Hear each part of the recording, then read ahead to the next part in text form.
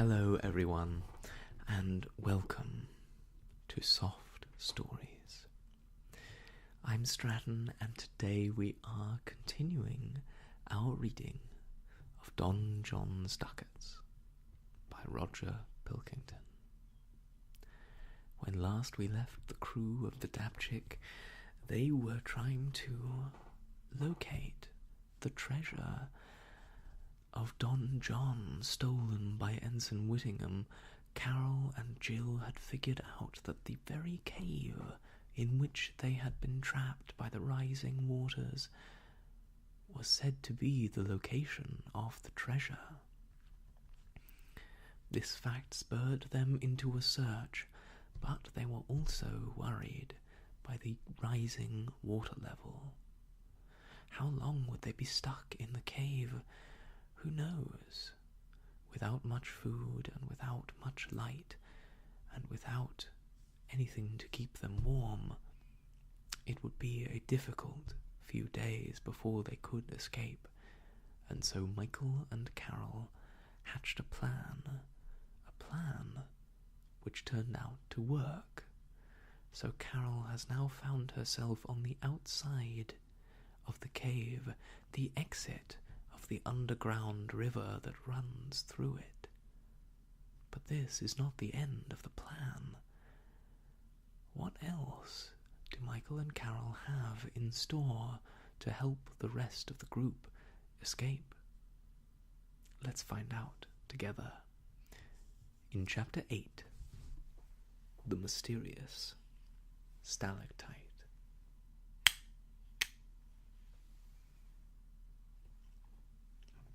Carol looked around her.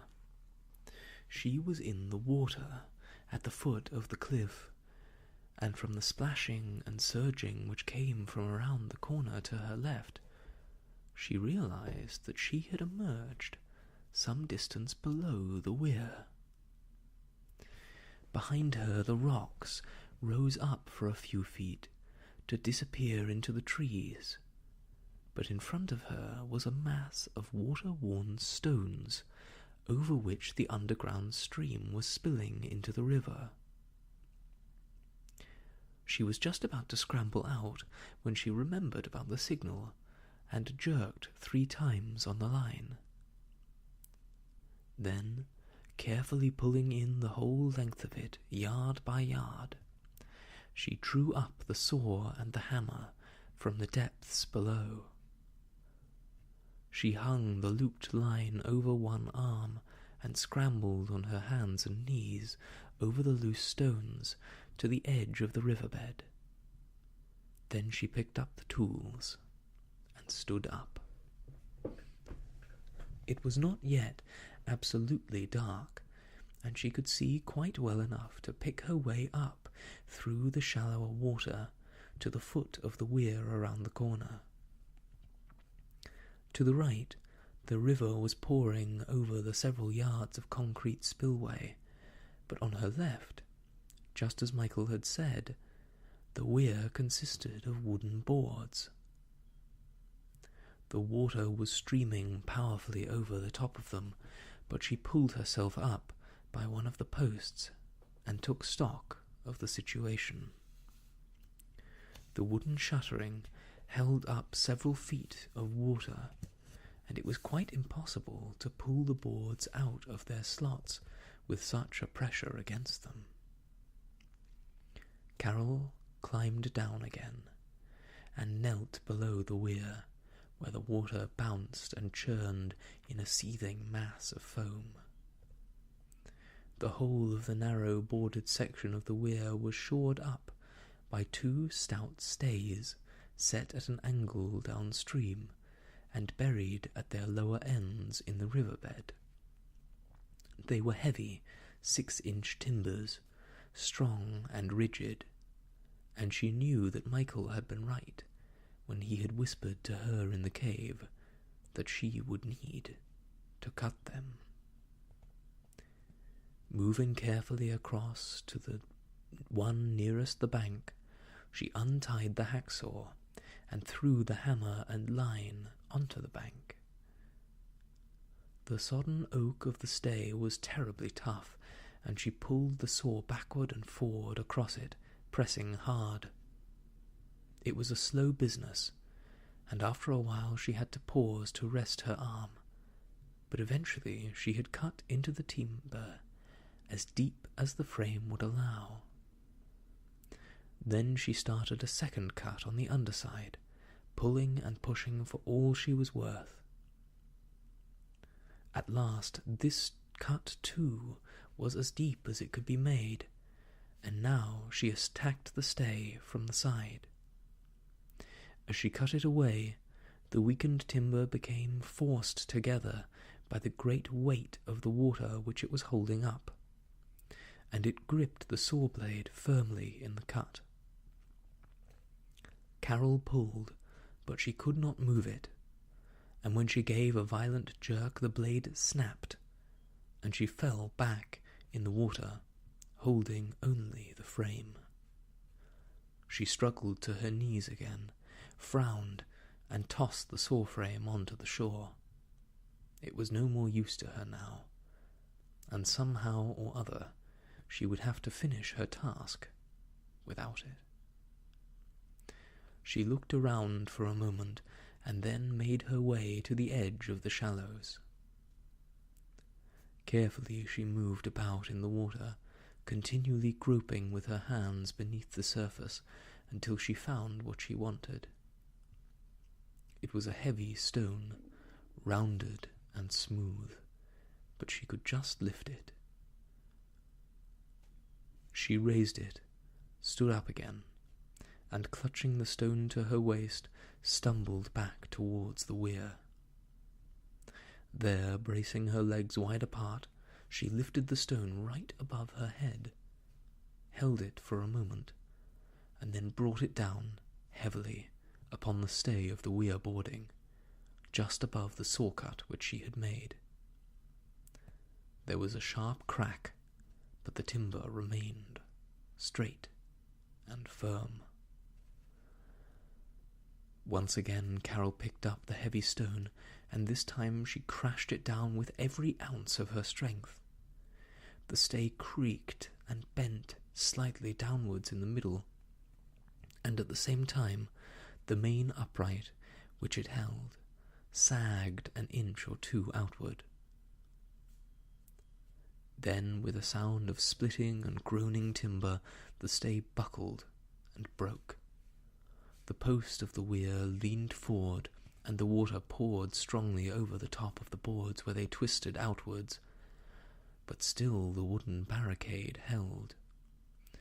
With the water surging up to her waist, Carol struggled forward, reached up, gripped the top of the post, and jerked it outwards towards her with all her might. Little by little, the stout post tilted forward until, at a final heave, it came right over. Here we have that very moment as Carol struggles to pull the weir free.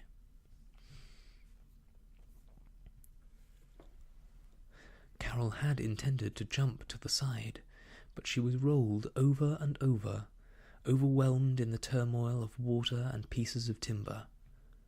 Still she had hold of the post, and with a great presence of mind she held on to it tightly.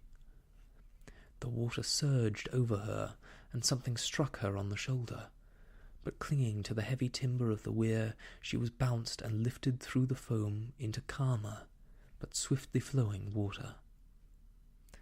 Boards were tossed and floating all around her as the banks rushed past, but she was now safe. She let go of the post, kicked out for the bank, and grabbed the branch of an overhanging alder to drag herself up. She had been washed more than 100 yards downstream, but her task was done, and she sat on the wet grass to get back her breath again. Inside the cave, Jill and Peter had been perched on as high a rock as they could find before their own dam of stone gave way, and the water roared through the gap into the passage. What was happening farther in, they could not know. Could Carol possibly have had time to find her way out before the water rushed in upon her? And Michael, in the kayak? In his anxiety, Peter could hardly speak, but he gripped Jill's arm. "Do you think they'll be all right?" His voice was very dry and thin. Jill was trembling a little. "I hope so," she said quickly. It sounded rather lame, but she too was desperately worried. "We must go in and help," Peter said, rising to his knees. Jill drew him down again. "No, Peter, we can't.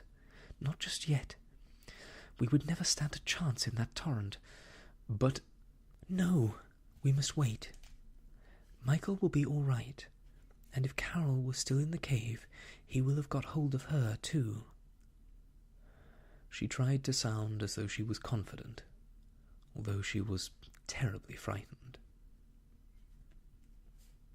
Peter sat down again. "I hope you're right," he said. Then he relapsed into silence. It was true, he knew, that Michael was never caught quite unawares. He seemed to know what to do in any emergency. As for Carol, it was just possible that she had had time to make her dive before the flood reached the inner cavern, but he was not so sure. It seemed an age that he and Jill sat there, staring at the water as it gurgled and rushed away out of sight.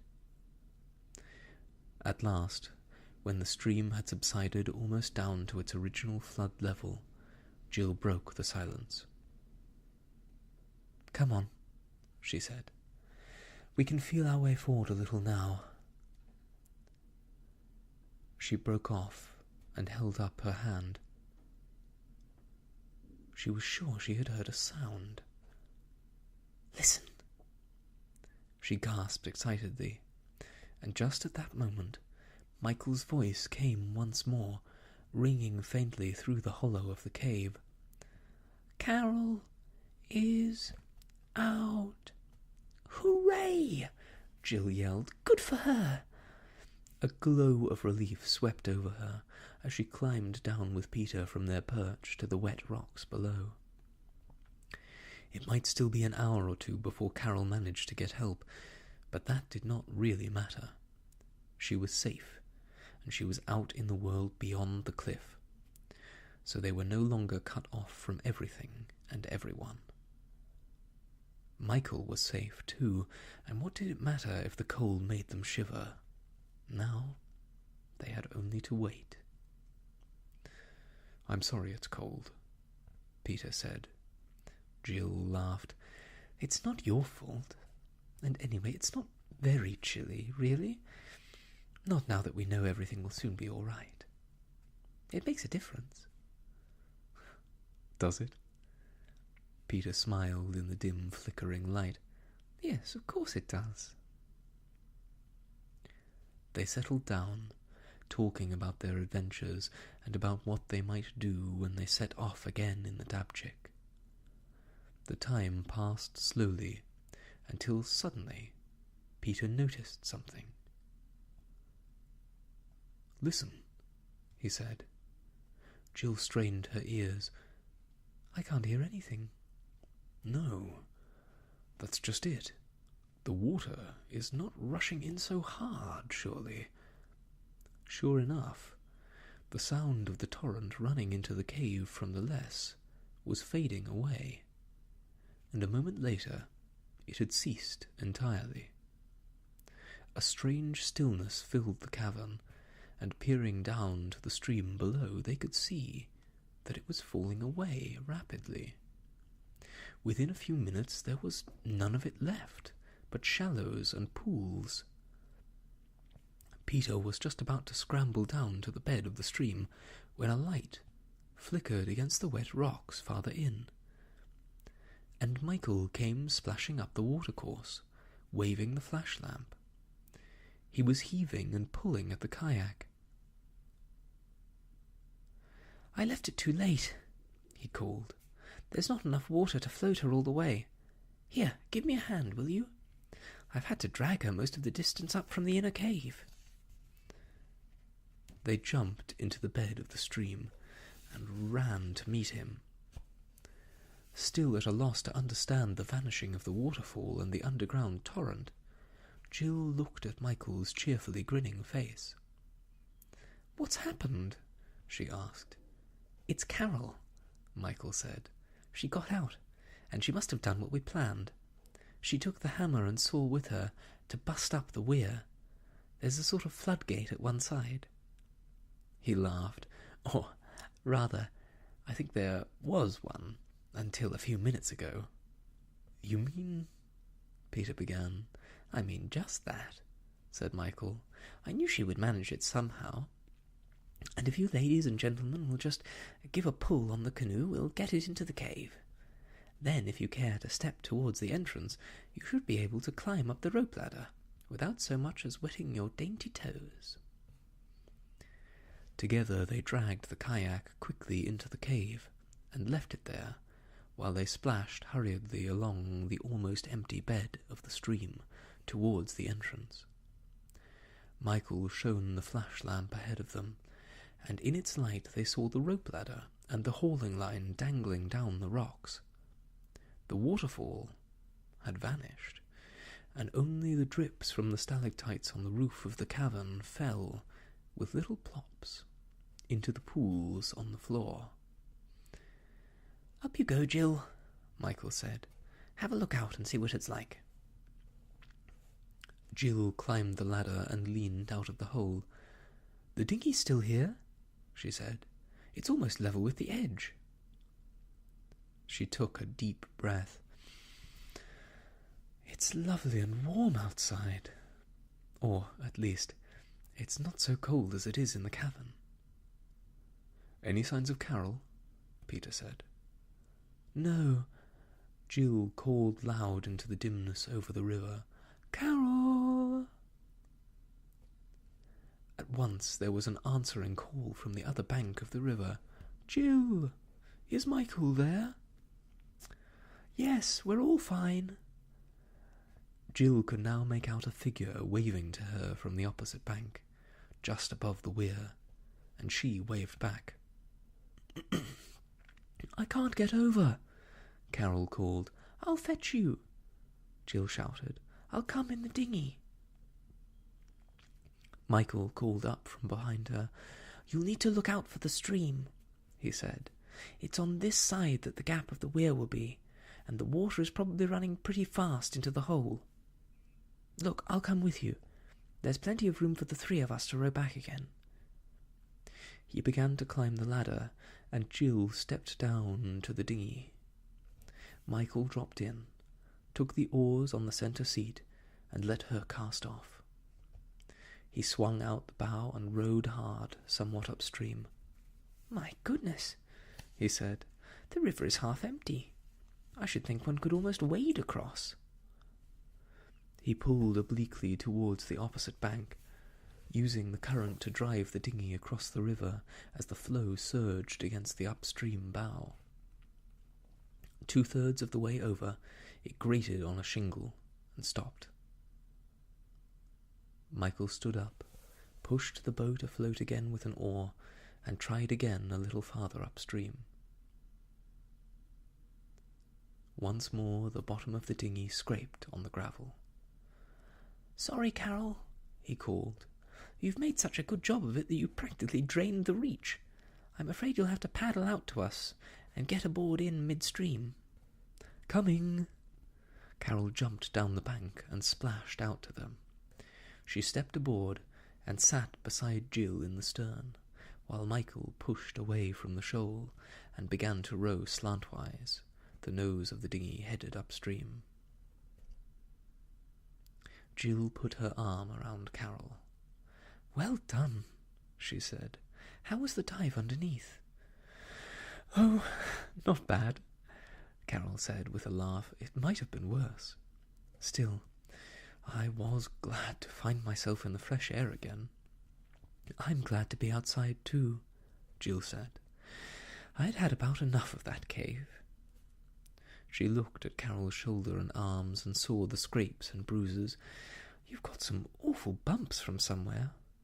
Oh, that's nothing, Carol said. I got a bit mixed up in the planks when the weir came down, that's all. I hadn't noticed that they'd scratched me. And this was true, for she had been so relieved when the timber collapsed, and then so preoccupied with the clinging to the post until the clear of the swirl and deluge, that she had hardly noticed the bruises. Michael swung the dinghy by the hole and quickly looped the painter over the log. "Out you get," he said. "Welcome home, cave women."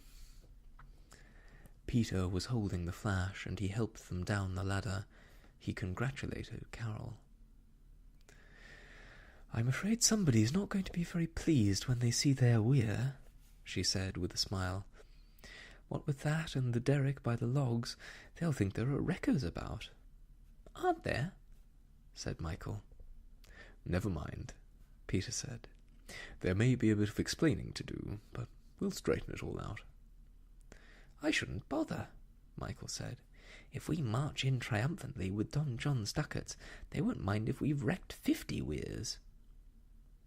"If," said Jill, "but we haven't found them." "No, but we're not going to leave this cave until we've had a good look," said Carol. "We'll turn it inside out, if need be." "Strong girl," laughed Michael, "but I'll help." "And when we're down the other end, we can bring up the gear," Peter said. "We might do that right away." "No," said Jill decidedly. "The very first thing we're going to do is have something to eat. We haven't had anything since lunchtime, and what's the point of carrying out all the food that's left if we can eat it instead?"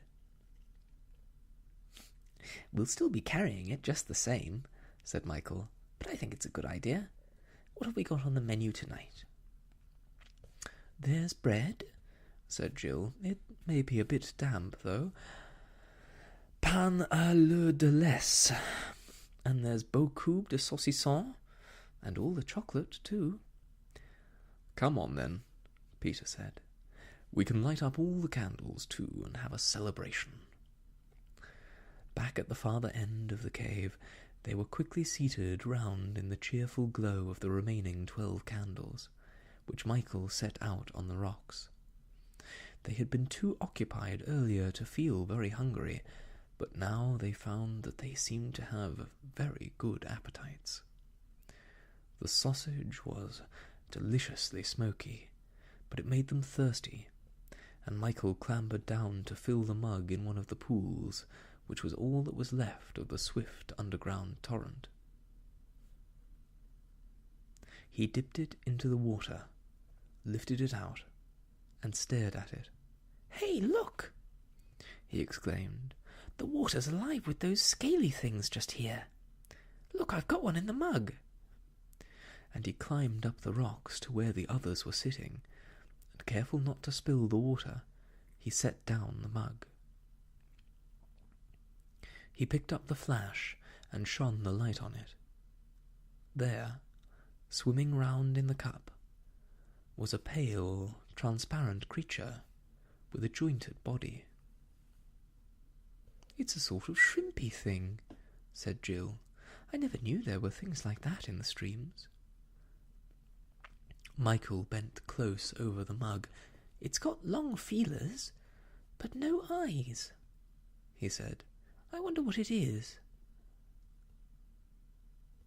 He touched the creature with his finger, and it flipped the hind end of its body. "There are hundreds of them down in the pool." "If you put that one back and bring up another mug of water, we can have some orange," Carol said. "Then, when we've emptied the bottle, I'll wash it out, and you can catch one or two and take them back to the dabchick. I expect somebody at Dinant will know what they are." "I thought you might know," said Michael. "You and Jill do biology at school, don't you?" "Yes, but not those things," Jill said. "I've never seen anything quite like that. But it's obviously an arthropod." "How posh," said Michael. "Well, I'm going to do what Carol suggests and take an arthropod, or two, back in the bottle." He threw the creature and the water back into the pool. "Now, who's for a drink?" "I am," said Jill, "and, if you don't mind, I'd rather have it without one of those things in it." After the meal, they were all in very high spirits, and Peter, as skipper, decided that they would first tip the water out of the kayak and carry it up to the entrance, ready for lifting and hauling through the hole. Michael took a sweep with the shrimping net in a pool nearby, and caught more than a dozen of the shrimps. Carol washed out the bottle and half filled it with water for him, and soon 3 of the curious creatures were swimming around inside it. They were not the largest. In fact, they were the smallest specimens of his catch, because the bigger ones could not be persuaded to slide either backwards or forwards down the neck of the bottle. "Now there are only a few odd things to take up to the entrance," Peter said. "Then, if you like, we can see if there's any trace of Ensign Whittingham's treasure." "I'll take them, if you promise to wait and don't start searching without me. Here, toss everything into the net." Jill tidied up the remains, but there was not much left to take home, apart from half a damp loaf. "We don't want this," she said. "I'll leave it for the shrimps." She threw it into the stream bed, packed some of the candles and the rest of the chocolate, and the remains of the paraffin lamp into the net, and laid Michael's aquarium bottle carefully beside them. Michael went off to the entrance, and soon he came running back, ready to start the hunt. "We've already had a good look along the riverbed," Jill said. "It doesn't seem to be there." "No," said Peter. "I don't want to be depressing, but it wouldn't surprise me if somebody else found it years ago." "I don't see why," Michael said. "Nor do I," Carol said. "They might have, but unless they knew what they were looking for, they would only see hundreds and hundreds of stalactites." "Stalactites!" Michael let out such a shout that Carol jumped. "Stalactites! Why didn't we think of that before?" "What do you mean?" Peter said. "Why, that's where the Ducats will be, of course." Michael jumped up and down, splashing in the shallow water. "If it's ages ago that he put him in here, they'll be turned into stalactites." "Turned into stalactites?" said Jill. "Why, it takes millions of years for a stalactite to grow. When we went on a tour of those big caves in Somerset, the guide said that it took 1,000 years to make 1/10 of an inch. Don't you remember?" "Yes, but that's nonsense," Michael objected. "It's absolute tripe." "The guide should know," Peter said. "Of course they should, but they don't. They just make these things up to impress people. Stalactites grow much faster than that. Don't you remember the Grand Union Canal? When we went up to Warwickshire 3 years ago, we went through the tunnel at Stoke Burn, and the roof of the tunnel had hundreds of stalactites hanging from it." "That's true," Peter admitted. "I've got one in my cupboard at home," Michael went on. "It's about 7 or 8 inches long. I bashed it off the roof with a boat hook. Well, 7 or 8 inches of stalactite, and how long has that canal tunnel been here? Certainly not a couple 100 years." "If it's that long tunnel you mean, I remember it had a sort of plaque over the arch," Carol said. "I know it was 18-something. 1817, I think." There you are!" exclaimed Michael triumphantly. "It was built just about the time Ensign Whittingham hid his bag of ducats in this cave. If stalactites only grew 1/10 of an inch in thousands of years, or whatever the guide told us, then the tunnel on the Grand Union must be the work of the dinosaurs. No, if stalactites can grow inches in a century at Stoke Burn, they can do the same here." He shone the flash quickly round the cave.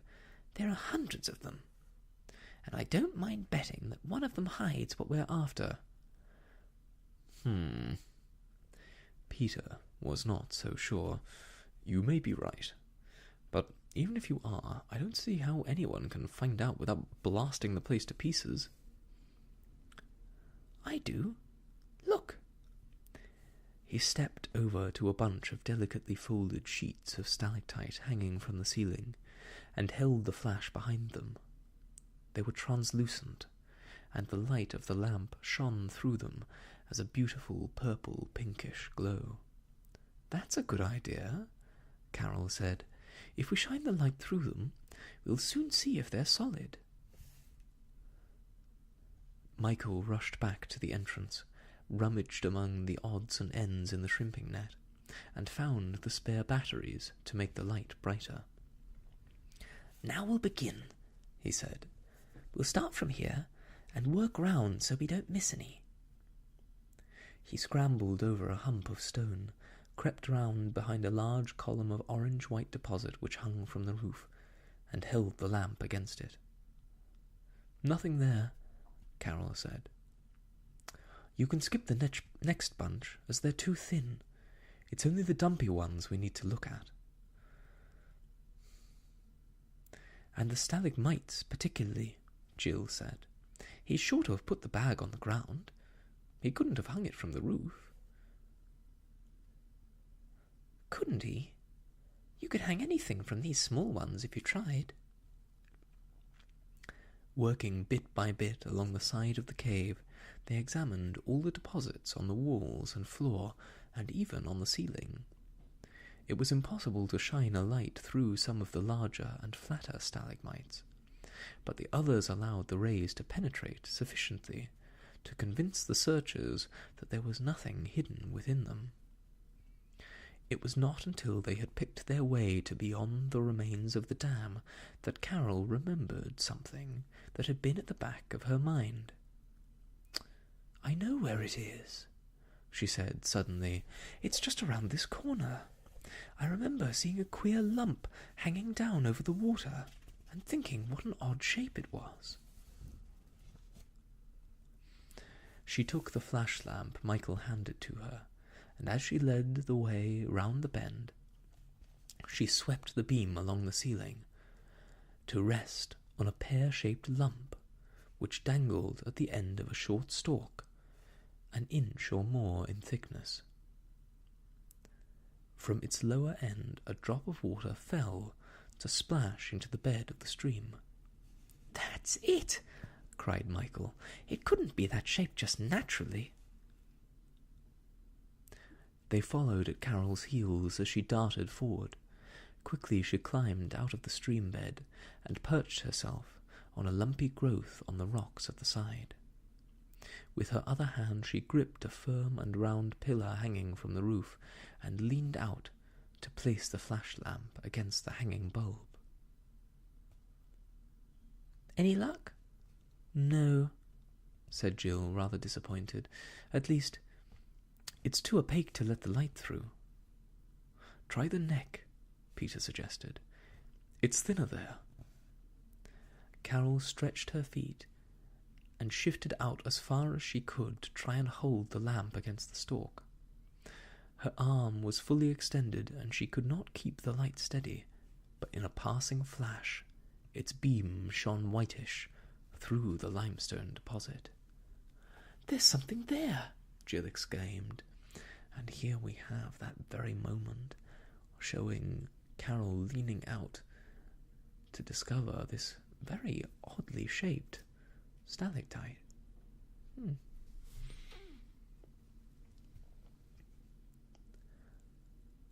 "Something sort of dark and twisty," Shine again if you can." Once more the beam shone through to show a silhouette of strands. "Those are the thongs," Michael almost shouted. "Hold everything. I'll be back in a minute."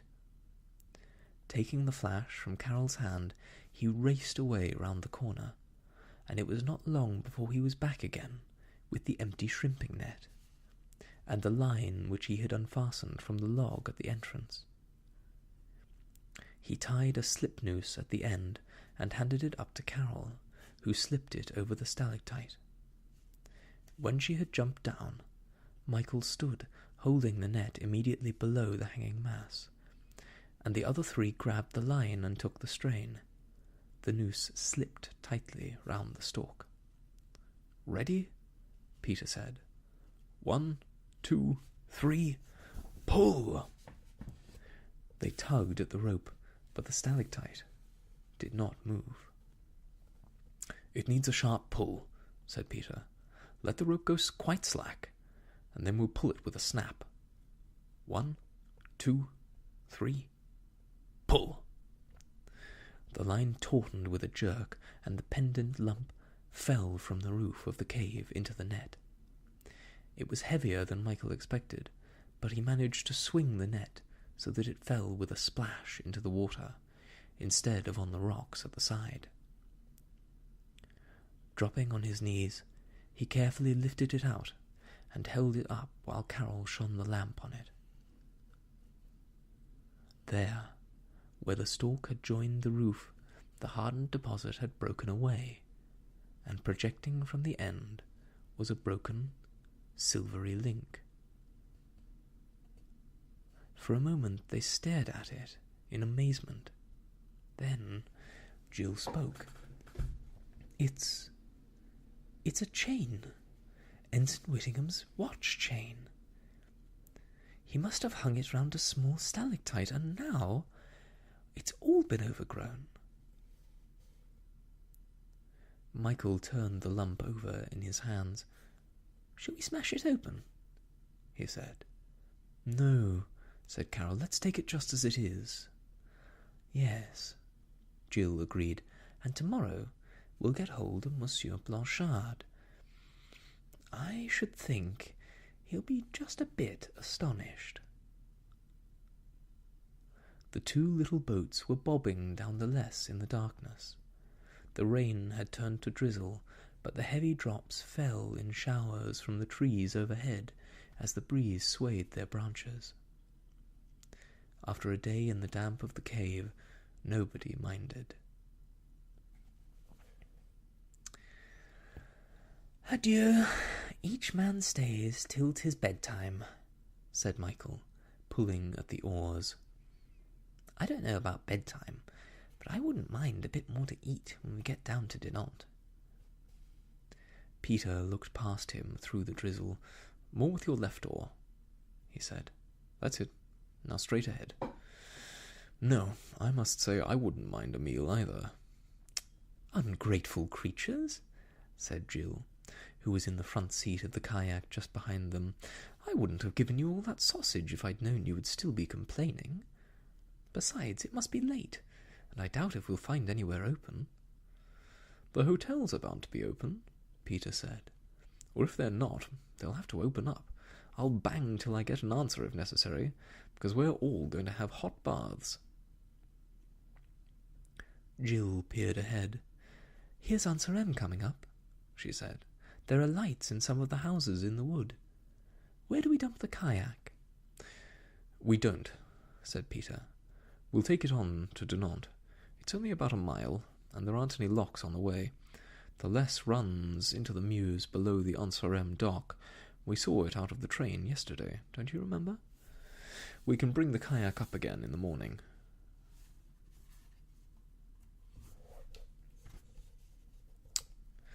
"Away, and let's driving," Michael said, easing with the oars. "Your turn, Peter." He climbed towards the stern, and Peter took his place. "Sing us a shanty, Carol," he called. "It'll make the rowing go better." Carol began to hum the tune Billy Boy. "It ought to be one of our own," she said. "We'll make up the words as we go." And she began to sing a line at a time.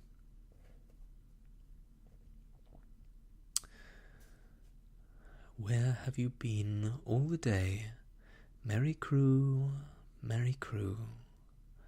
Where have you been all the day, my merry crew? We've been lying under the rocks, in our shorts and shoes and socks, for the chateau swallowed our bateau, oh my merry, merry crew." "Hooray!" Jill thumped her feet on the bottom of the canoe, as she was too busy paddling to be able to clap. "Next verse, please." Carol seemed to be thinking. Soon she took up the tune again. "Where have you been all the day, dinghy boys, kayak girls? Where have you been all the day, my merry crew?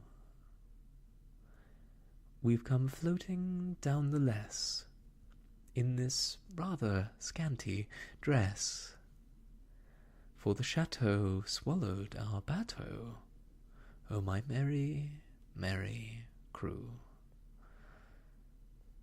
Once under the bridge across the mouth of the Less, they came gliding into the broad open waters of the Meuse. The rain was stopping, and through a break in the clouds the stars shone down cheerfully. Ahead the lights of Dinant lay scattered along the banks. "It's been pouring down in buckets, but we've got the bag of ducats."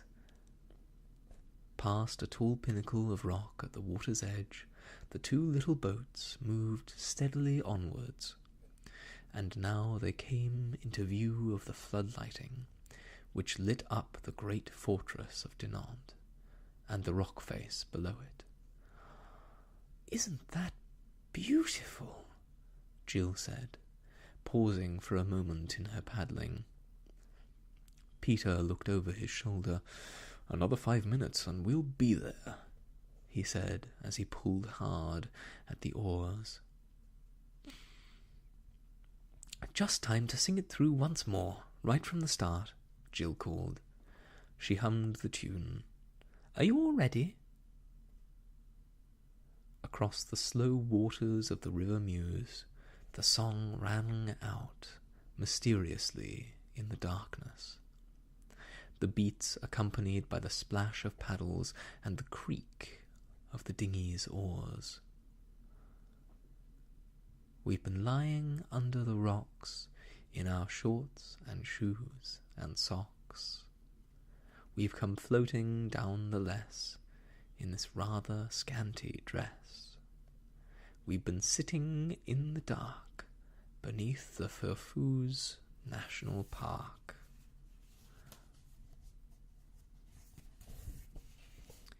We would still be there next year if Carol had not smashed the weir. We've been down the waterfalls in the castle rocks of Wallsinn. We have salvaged the canoe, and we've got the stalactite too. If there's treasure to be found, it's quicker by underground, for the chateau swallowed our bateau, oh my merry, merry crew." Just ahead of them, the Dabchick lay moored against the riverside promenade. "Easy all," called Michael. "We're there."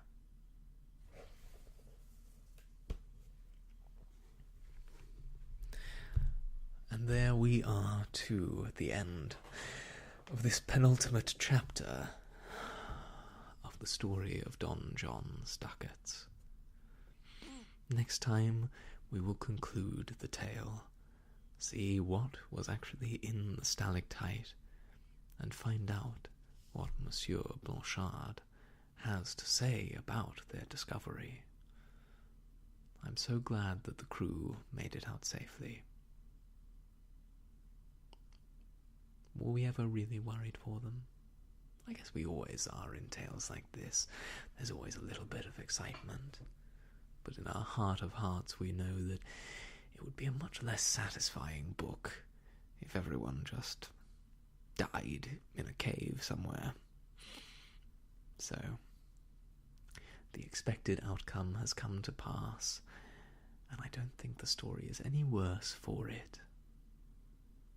I'd love to hear your thoughts on what you thought of their adventure, but the adventure is not quite over.